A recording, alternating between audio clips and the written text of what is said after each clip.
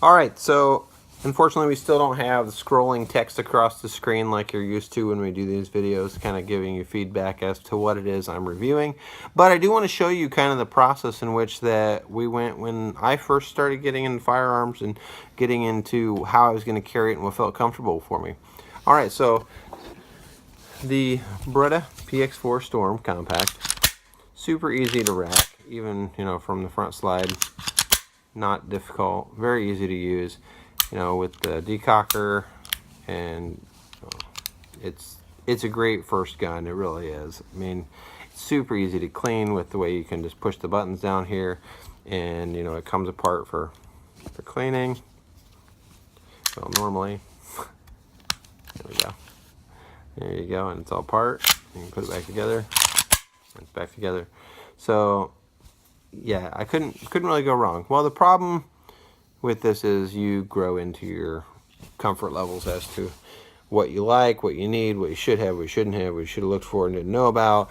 And when I first started with holsters, I looked into some gun companies and gun holsters, and there was a holster company called DeSantis.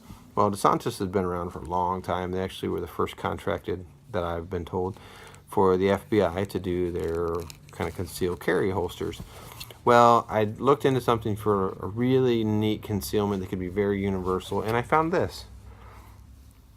And many people are probably looking at this thinking, what the hell is that?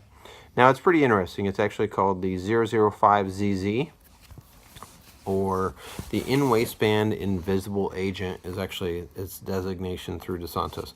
It goes in the pants like so, goes over the belt, and then back under the belt to hold it in place. Now, when you take the gun and you put it in there, you'll notice, well, that's really tight, that a couple things. It's universal because I can adjust this, but there's no trigger guard, which with this particular gun, I didn't mind so much at the time because I had the decocker. So if the decocker's on, I can do this, right? But as you train more, you start to discover that you understand that any weapon has the potential of a fail. So then I decided I wanted to get something that is very, very good. It blocks the trigger. Well, then I started getting into holsters that were a little bit bulkier, and they were a lot more noticeable. And I found that I needed to go to a smaller gun. So I did that. And then I found that the smaller gun needed to have a different position to be carried. So we did that. And it really went full circle. Now, what I stopped on was the sticky holster. Now, the sticky holster does work very well.